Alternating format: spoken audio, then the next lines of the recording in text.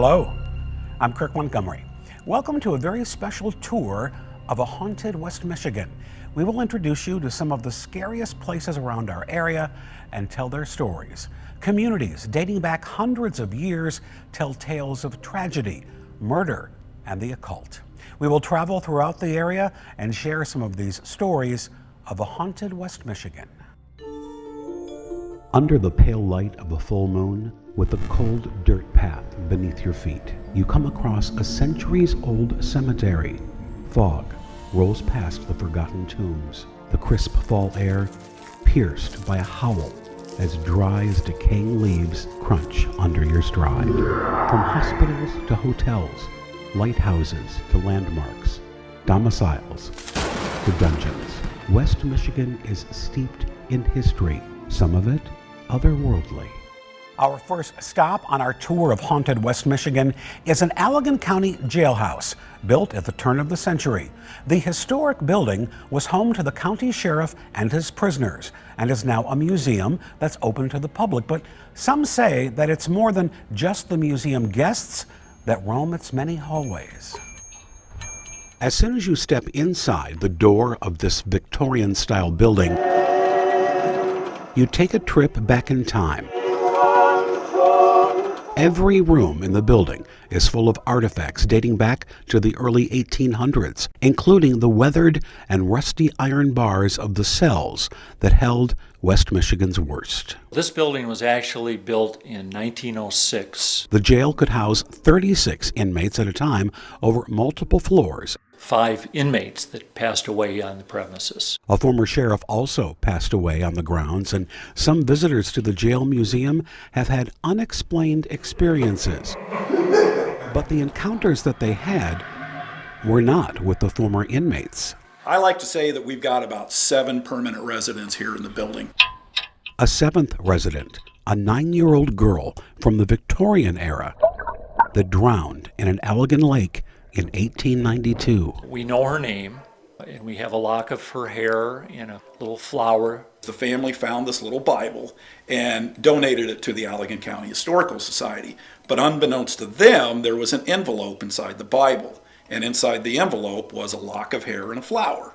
And on the outside of the envelope, it says, "A lock of hair and a flower from our little darling's grave." Are you giving me my hug? Paranormal investigators have been drawn to this location for years and have made contact with the little girl. I feel you. She's also supposedly very mischievous. She will run by and pull on clothing. They've also found her up in the very top floor, hiding in the attic. Or something about Rick Wade is a a seer little brave, a little maybe. who says he has the ability to connect with spirits, and he attempted to make contact 2 years ago. He used a method called electronic voice phenomenon, or EVP. You can actually hear a spirit on an audio. You actually play an audio, you'll say a few words, and then all of a sudden you'll play it back and you'll hear voices on there. Are there anybody down here? Rick conducted several of these EVP sessions throughout an evening at the Old Jail Museum. Have you been here for a while? I can hear the little girl saying, "Right here." Be quiet a second, listen here. And that wasn't the only voice that was caught on a recording that night. Hear it? I'll slow it down for you. Whether or not the curators of the museum believe it is haunted, You can't help but have some belief in that. To what extent it is, I don't know. they respect the spirits that may inhabit the building. I always make it a point to tell them goodbye every time I leave. You can try to contact the spirits of the Old Jail Museum for yourself. The museum is home to the Allegan County Historical Society, and it's open on Saturdays all October long with free tours available. Just be sure you tell the ghosts goodbye when you leave. Our next stop on our tour of haunted West Michigan is a ghost town in more than one sense of the word. This small village, nestled just about a mile north of the Indiana border, is home to a dwindling population of mortals. But the ghost hunters of Galien say that the paranormal population is on the rise. A main street that used to bustle with activity now looks like a ghost town. The town just pretty much folded up. The abandoned storefronts that once were home to local small businesses, now desolate. If you drive through town, you'll see the buildings are just used for storage. The school closed. Then shortly after that, the bank closed. Then we lost our grocery store, and it's been downhill since then. And while the population of people declined, many think the paranormal population is on the rise, including ghost hunter Kim Rowe. The ghosts outnumber the people here by a long shot. But Kim started out as a skeptic. I want to prove they don't exist. So she put together a team. And then that way we can get more stuff done. And after just a few investigations, her skepticism disappeared. I don't think there's a house or a business or an empty building in Galien that does not have at least a ghost in it. You just might not know it, you don't hear them, you don't see them, they're there. The team can vouch for that. Her team began to do more and more investigations and soon found one of the most haunted buildings in Galien. I don't think there's any place that's been more active than the high school. We've seen the shadow people, we've seen orbs, we've heard the voices, we've all been touched or scratched or whatever the case may be. The school closed in 2011, and the previously boisterous sounds of students in the hallway and classrooms faded. Or did they? That recording was taken in the high school and sounds like a child saying, "I want to play."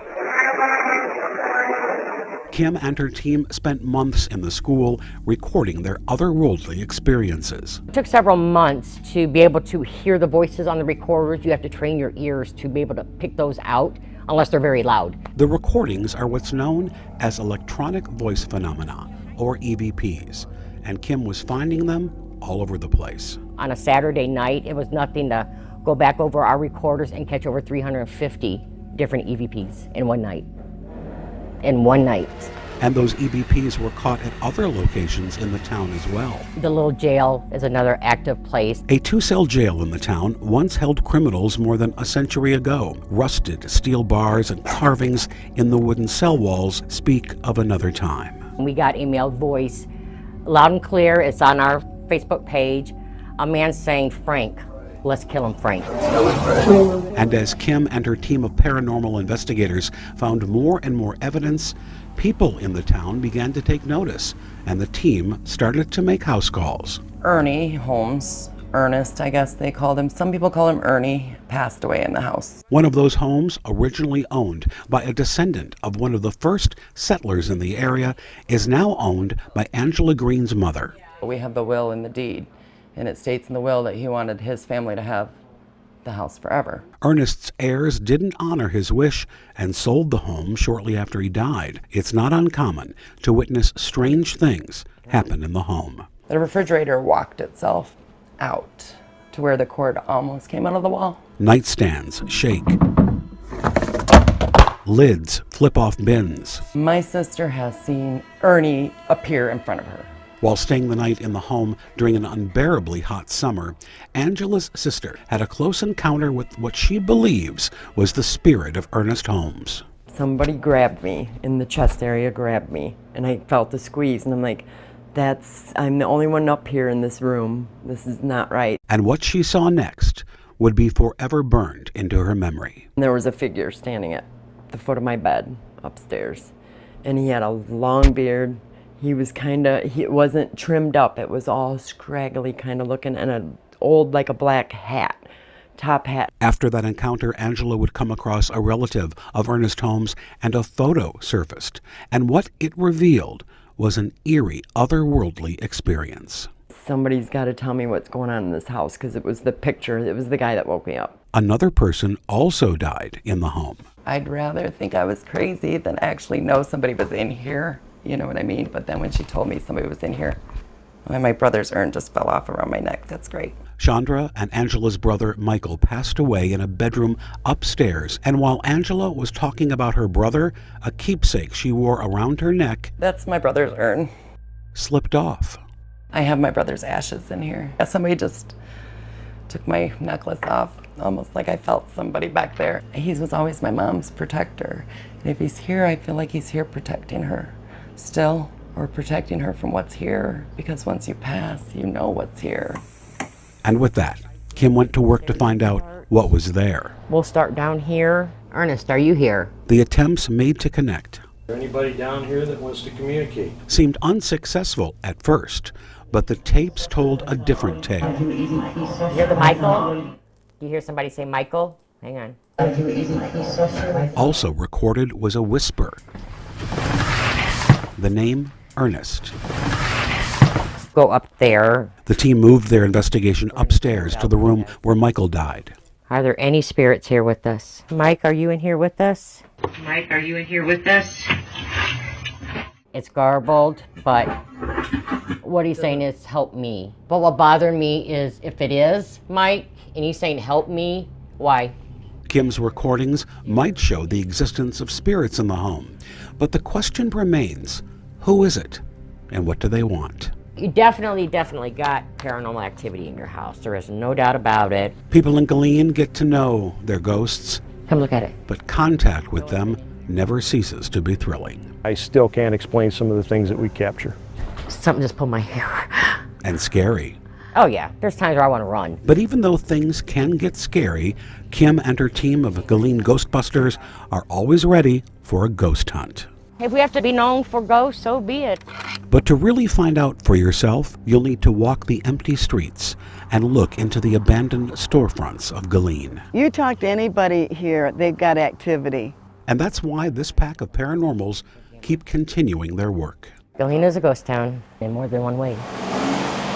Kim and her team of Galien ghost hunters are part of Michiana Paranormal Investigations. If you need some help with some unwanted house guests from the paranormal realm, you can always call the Galien Ghostbusters. Well, standing tall along 3,200 miles of Michigan coastline are beacons in the dark, heralding sailors to safe ports. Lighthouses, once manned by dedicated keepers, are now quiet.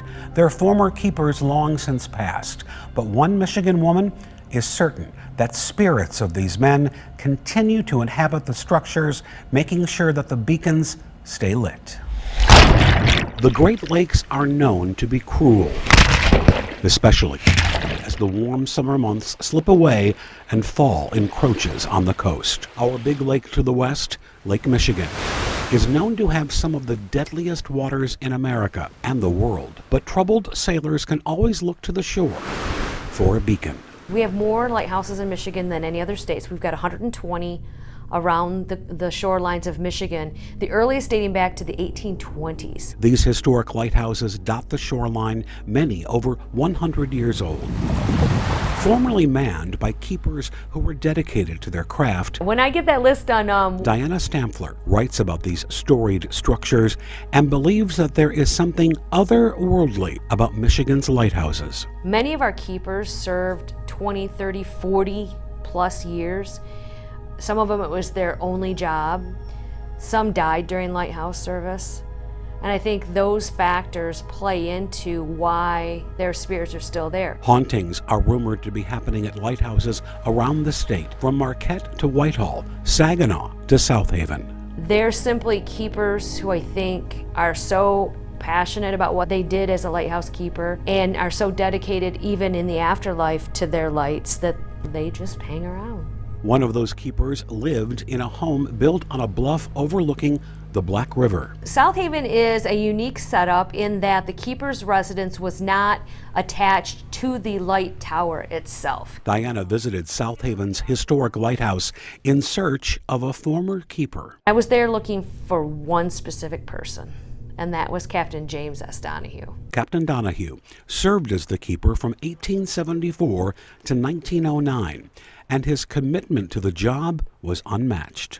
Crawling on his hands and knees, either on the pier or the catwalk, with a lantern clenched between his teeth, just to get out to the light to make sure that it was lit. Captain Donahue was a Civil War soldier who lost a leg in battle. He's buried in a nearby cemetery, but is he truly at rest? Mainly people on the main level hearing footsteps upstairs when no one was there, even a distinct walk because he would have had a peg leg. The accounts of Captain Donahue's distinct walk being heard isn't the only odd occurrence to happen in the old lighthouse. We've also heard accounts of some of the doors popping open when no one was there.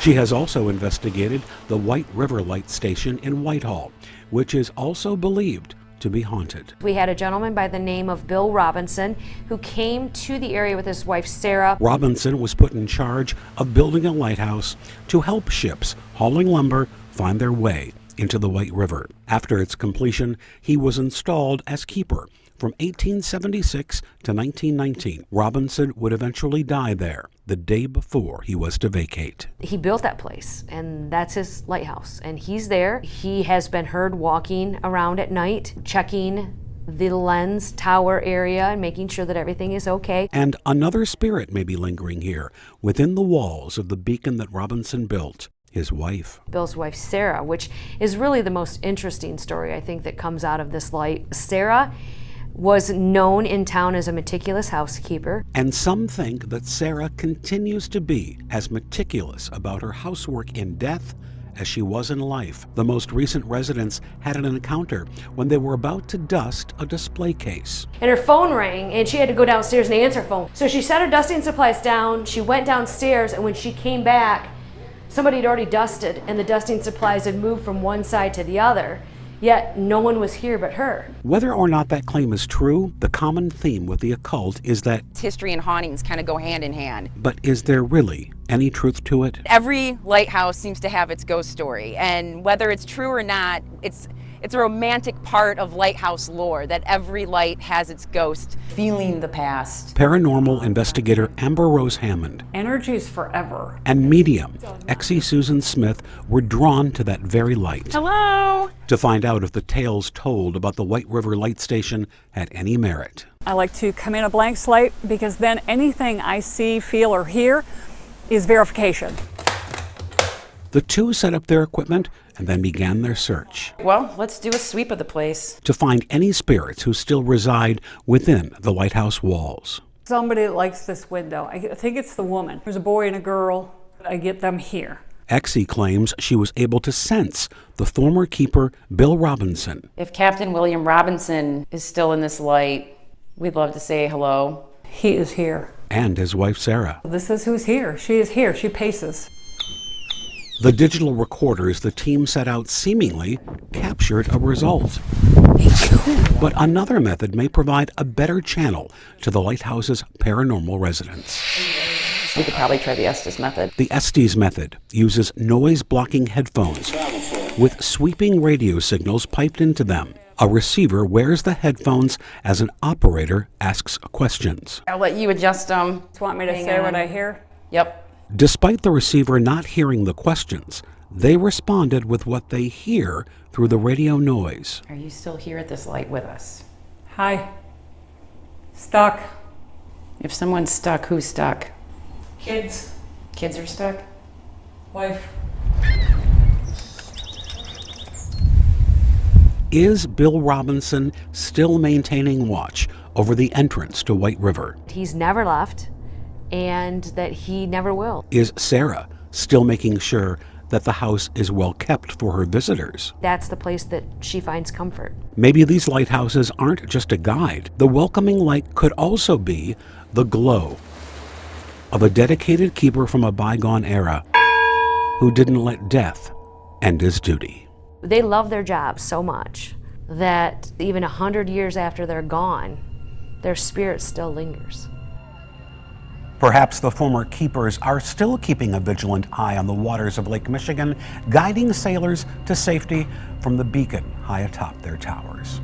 Now we're going to take a trip down a short, unsuspecting road just south of Lansing before it ends abruptly at a red gate. Beyond it lies a curse that dates back hundreds of years. Seven Gables Road is said to be one of the most haunted places in Michigan, and present-day thrill seekers still flock to find the source of the hauntings.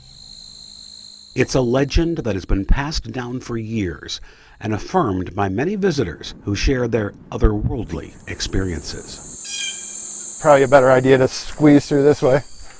It's a long hike, deep into the woods, through a canopy of trees that insulates any noise from the outside. The path is quiet and tranquil, in the light of day. I've been coming out here for 30 years. As you walk, you might notice a sparsely walked path through the trees. It leads to the location where a house once stood. Now, since the house was torn down 80-odd years ago, you know, the way it's, everybody that knew about it is gone. Traveling down the path, you'll end up where that house once stood. You can see like the stones from the foundation. Remnants of a past life. That's an old hasp off a barn door. Many believe that what's left of the home is connected to something. The death of children, the idea of witchcraft. Sinister. People get angry when you talk about it. The terrifying tale has transcended generations and turned into legend in the small community of Dansville. So grows the legend. Of Seven Gables Road. It's the most haunted road in Michigan. To find your way, you'll need to first pass through the rusty, wrought iron, and padlocked gate, and it will lead you to this dirt road where there's just 5,000 acres of nothing. But beyond that gate, in that vast space of nothing, paranormal investigators are seeing something. There's really just this one way in.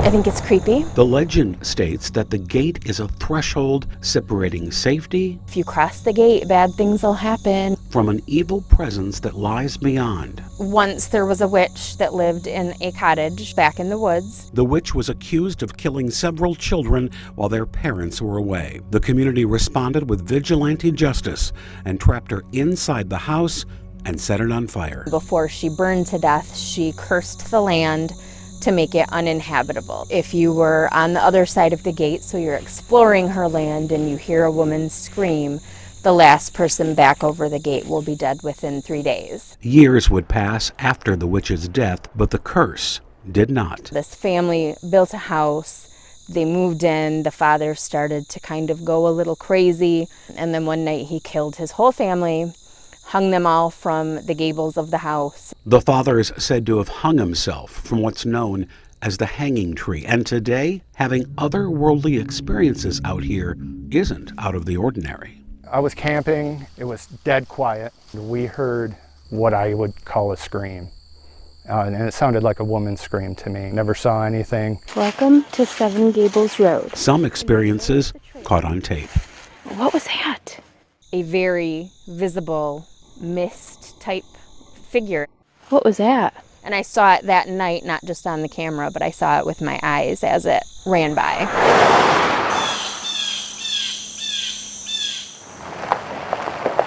Late one night, super dark. I'm the type of person that seeks out answers.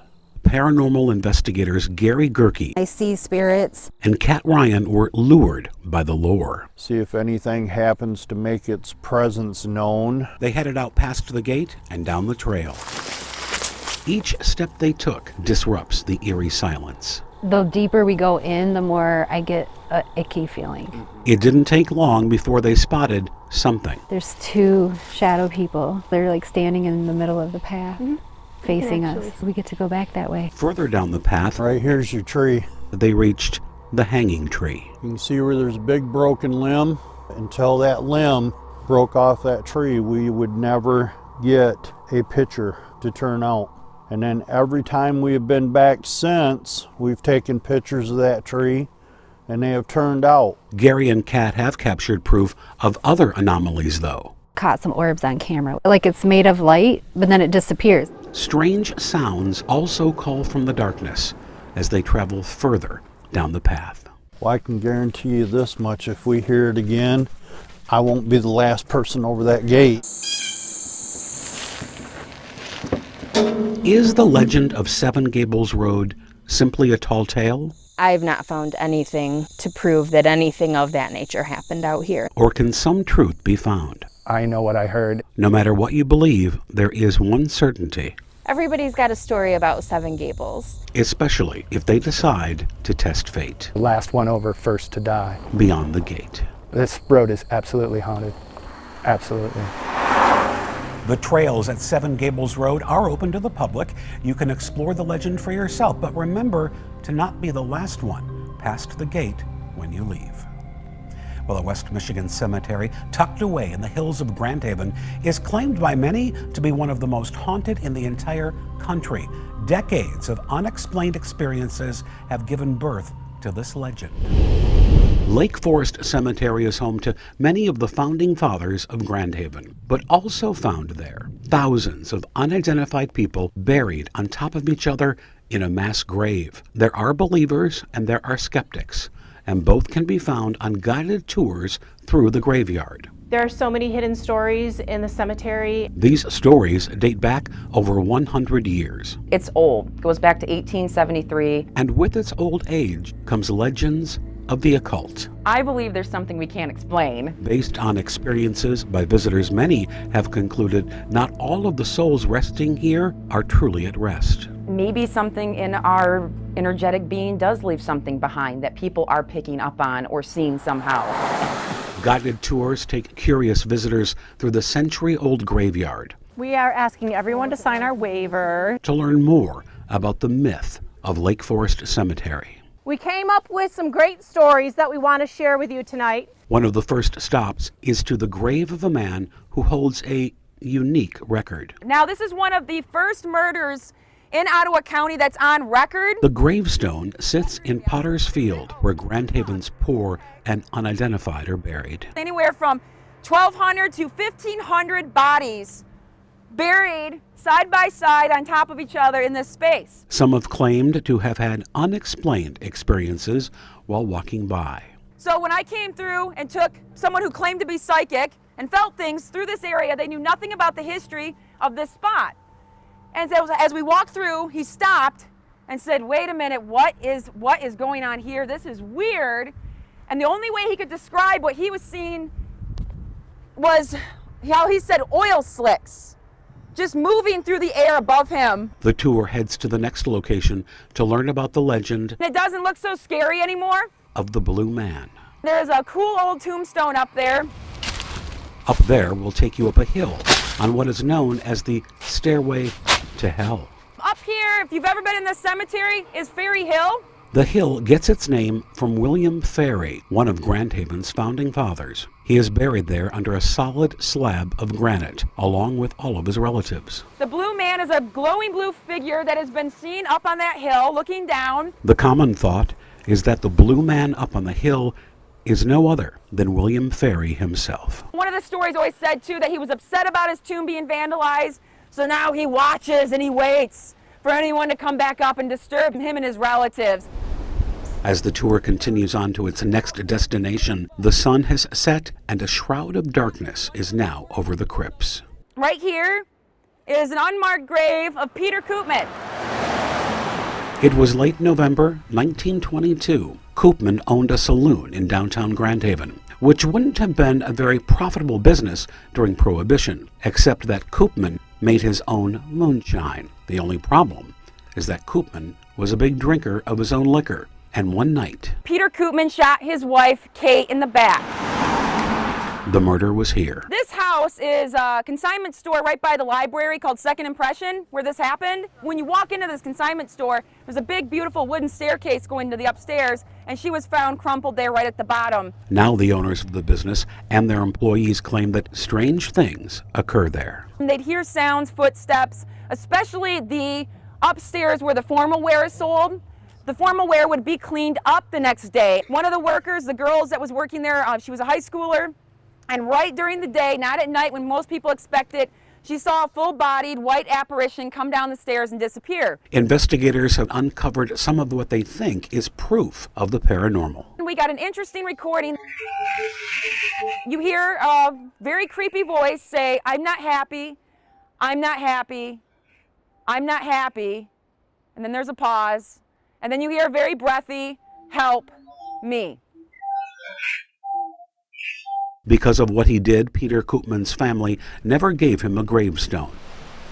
Are there restless spirits trapped in between realms in Potter's Field? Is the Blue Man actually William Ferry guarding the graves of his family high atop Ferry Hill? And does the ghost of Koopman's wife haunt the home where she was murdered? Maybe these stories will spark some interest in our community's history. And maybe these stories You can't deny that something is going on. are just the beginning of a larger story of redemption, revenge, and finding a final place to rest. It's A lot of people want that validation that there's something else beyond, you know, our mortal existence. Very rarely do you get something, but again, it's when you do get something unexplainable that keeps you searching. And to this day, people still search for answers surrounding the legends of Lake Forest Cemetery. You can try to ascend the stairway to hell and see if you can spot the Blue Man for yourself during seasonal Lake Forest Cemetery tours all throughout the month.